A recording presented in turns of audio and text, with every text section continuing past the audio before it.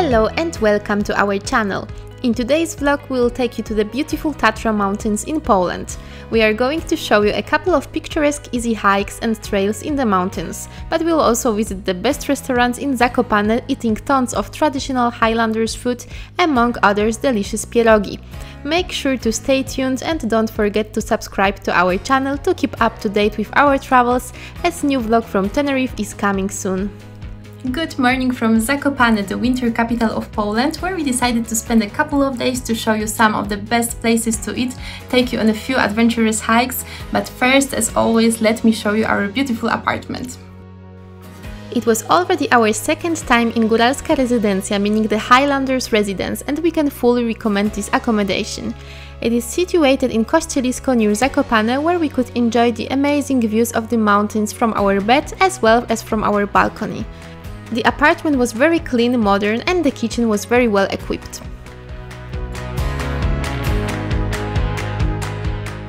We arrived in the evening, so obviously we didn't do any hikes on that day. Instead, we decided to have a dinner at the Góralska Tradycja, Highlanders Tradition restaurant, which was on our list for a long time. And we weren't disappointed. You'll eat the best fried saffron milk-capped mushrooms in all of Zakopane here. In addition, we decided to order red barszcz with ravioli and 2 portions of pierogi, filled with goose and lamb. The dumplings with goose meat stole our hearts. However, it should be noted that it is not the cheapest place. The whole dinner was around 45 euros, so quite a lot for Poland. We usually pay the same amount when we go out for dinner in Berlin. After dinner we went for a quick walk around Krupówki, the main pedestrian street of Zakopane, but it was quite cold and the weather was not welcoming. The next day we decided to take a fairly short trail and went to Rusinowa Polana.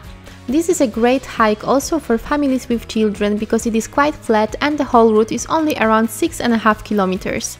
The way took us a total of 2 hours. And if you will not have enough, you can always go further and climb to the top of Gęsia Szyja, which means the goose neck. There you can already get a little exhausted because the total elevation is 500 meters. The only problem is parking. The parking is quite small and it's hard to find a spot. It's best to come here early in the morning or later in the afternoon when other tourists have already left. The parking fee is 30 zloty, which is around 7 euros. It is worth mentioning that you should definitely bring crampons. Although we planned only easy trails, we've bought crampons before the trip and it was the best decision ever. All the trails were heavily covered in ice, and even in seemingly flat valleys, people who didn't have them on had a lot of issues, often falling over and even sliding down. We bought ours for around 20 euros in Poland, so in total after 3 days it paid off, as a one-time rental of crampons costs around 7 euros.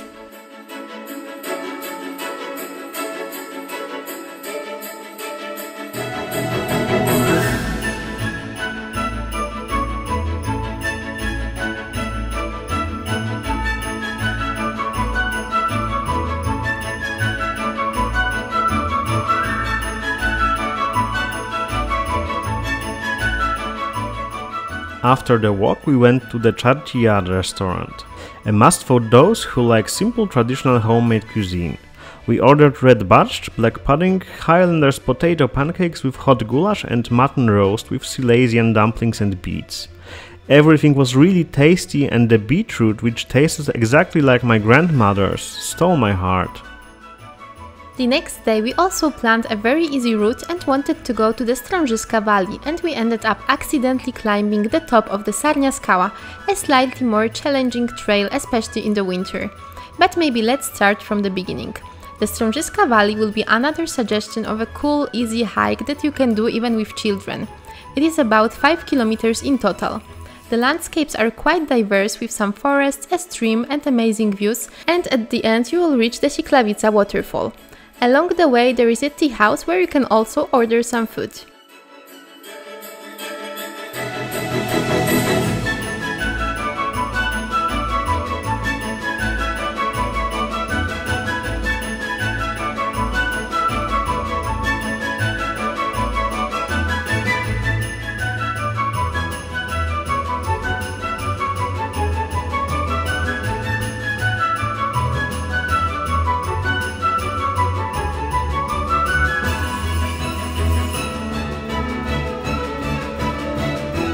When we reached the waterfall, we decided that it wasn't enough for today and we wanted to explore a little bit more.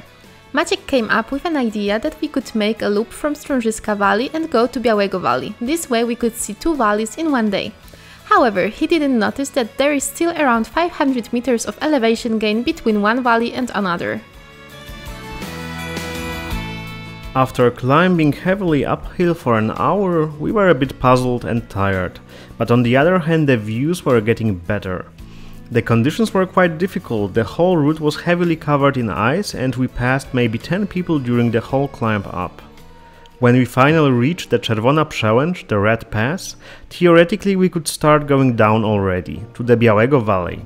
However, there was only a 10-minute hike up to Sarnia Skała, so we decided it would be silly to pass up at this point.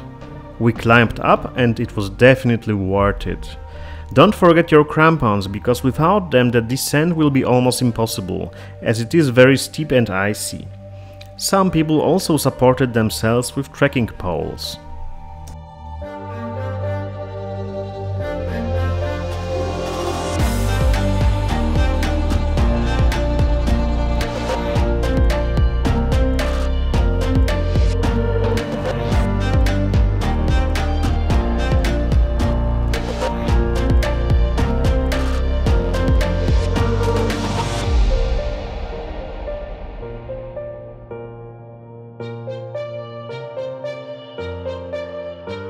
Then we started to descend to the Białego Valley.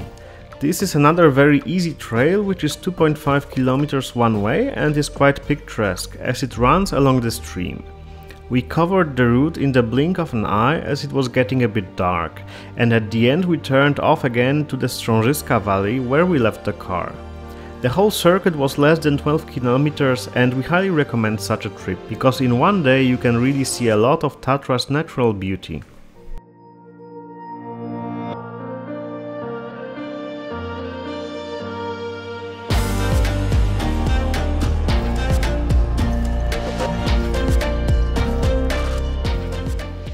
For dinner we went to Bąkowo Zohylina Wyźnio restaurant. We decided to have pierogi with blueberries, noodles with a regional cheese sauce, deer sausage and pan-fried saffron milk-up mushrooms. The only dish that disappointed us a bit were the pierogi. Unfortunately, they had a rather thick, rubbery dough. We were positively surprised by the hałuski noodles, which we tried for the first time. The last time we ate here we had the Highlanders potato pancakes and deer goulash, and these two things are probably the best choice. It is especially worth coming here in the evening, and from 7 p.m. for a small fee under €1 you can also listen to live Highlander music.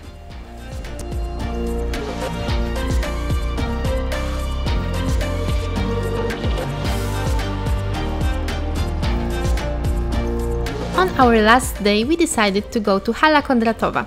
The very beginning of the route from Kuźnice to Kalatówki was a bit boring and we walked along the wide rocky road with no views. Between the Kalatówki Glade and Hala Kondratowa the road became more interesting and we walked through the forest. It was really beautiful. However, on the way back there we experienced some scary moments. Don't follow our example and try to avoid hiking after sun goes down. We came across a bear, fortunately not close but scary enough. The bear walked through the forest next to our forest path and watched us like this for a few minutes. Once he even dropped some stones from above under my feet. We watched him in the dark, arguing for a few minutes whether it's really a bear or not, and I guess that scared him away, so it's possible we were pretty lucky. It's the middle of the winter, but on that day it was very warm, exactly 12 degrees, and we heard that bears don't sleep after all, and what's more, they can be often found in this area. As for the Hala Kondratowa, it has a beautiful view of the Tatra Mountains, and there is the smallest mountain shelter in Poland where you can warm up and eat something.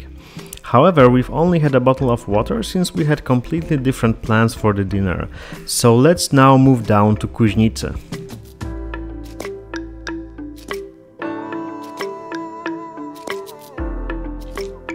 After descending from the mountains, we visited the Leśniczówka Resto Bar, another place we can definitely recommend.